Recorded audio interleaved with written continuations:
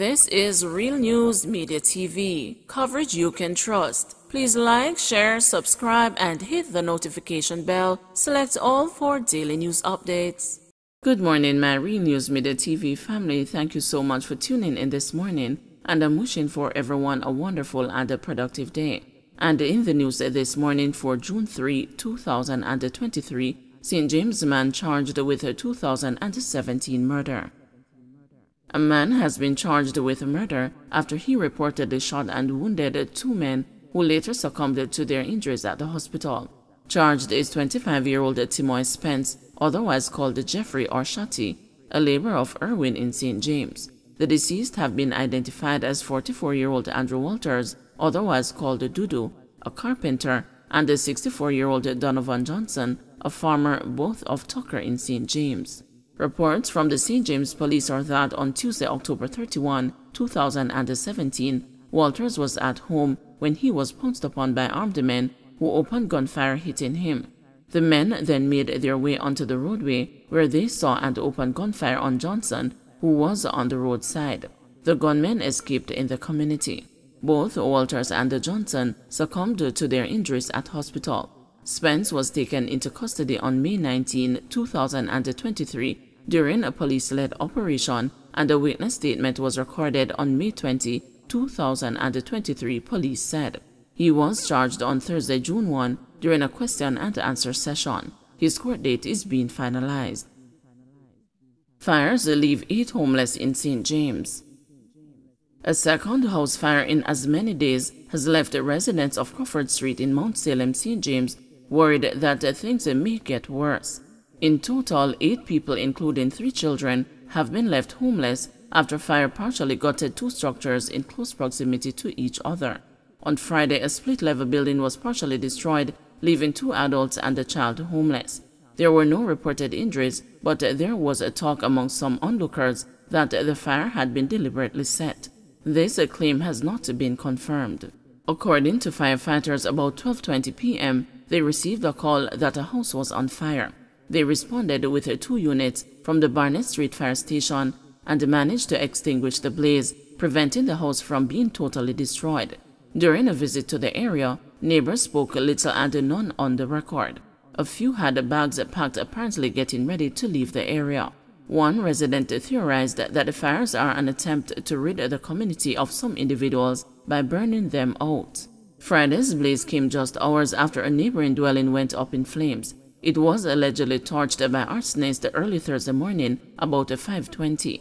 In that incident, 3 adults and 2 children were left homeless. There were no injuries reported.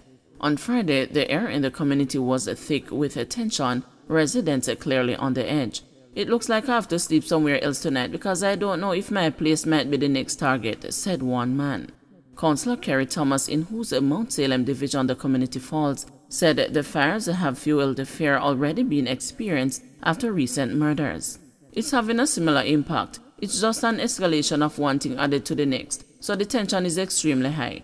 I haven't gotten the full details of exactly what is happening now, but whatever is happening, it is not good, and the residents are extremely fearful of what is going to happen next," he told the news. He noted that the bloodletting and alleged arson attacks are happening despite the area being declared a zone of special operations.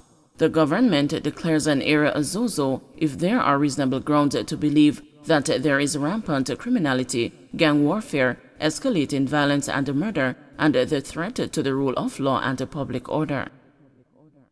Disgruntled farm workers happy for a visit of Jamaican liaison officers.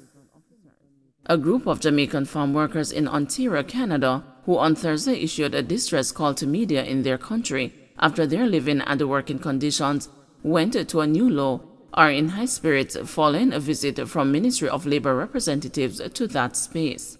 The workers, who said their location was not one of those visited by a fact-finding delegation which investigated conditions on farms there in 2022, stayed off the job on Thursday in protest after their living quarters were flooded with wastewater, which they said was the last straw.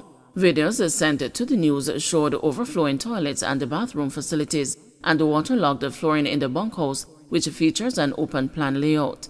In one video, workers recorded a meeting between themselves and their handler, who in a tirade punctuated by expletives accused them of deliberately pouring grease down the drains on more than one occasion to cause the unsightly flooding. The man, whose voice dominated the video, interrupted the workers' attempts to deny any such activity, completely unaware that he was being recorded.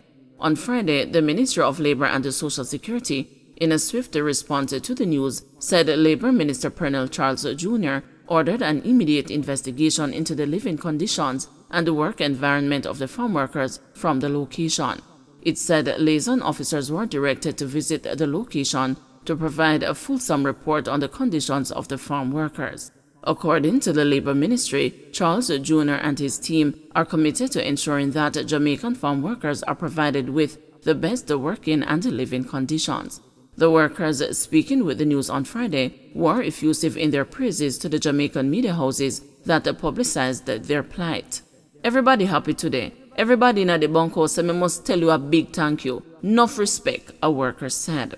"Mr. Representative today, I never know so we have representative. The head for liaison office, the head was here," he said jubilantly. The response that we got from the Jamaican liaison service, we get a positive response from them. We had a meeting and we outlined everything to them, every negative, and they promised to dialogue with employers, and there are a lot of changes to be done. We are not saying it is all going to be done this year, but we ask for respect. We are big man, we have family. We hope to see the changes in a few, the worker told the news. Last year it was 2 shower stalls for 28 away. This year it's 4 shower stalls for 20 workers. Imagine you're there bathroom and you have to put out your slippers and I make nice so nobody no busting pan you. No doors, only shower curtains as privacy shield. When me talk to the bigger heads about a farm when me work pan, they must say a paradise there so compared to where I am now, he stated. Noting that not all Jamaicans were sympathetic to their plight, with some individuals on social media ridiculing their distress, the men said, "We see some negative comments, but who feels it knows it. We are the guinea pig. From the demonstration start, there so we get a response. We make we voice heard. They must say one voice can make a difference. But just lock yourself in our room one night with one mosquito and see how it go. One mosquito can make a difference." The Labor Ministry, in its statement to the media on Friday, said it remains unrelenting in its efforts to safeguard the safety and health of our farm workers and will continue to work with our partners to ensure that the treatment of farm workers overseas is in keeping with the expected global standards. The workers are part of the Seasonal Agricultural Worker Program, which began in 1966 and are spread across 655 farms in 10 provinces.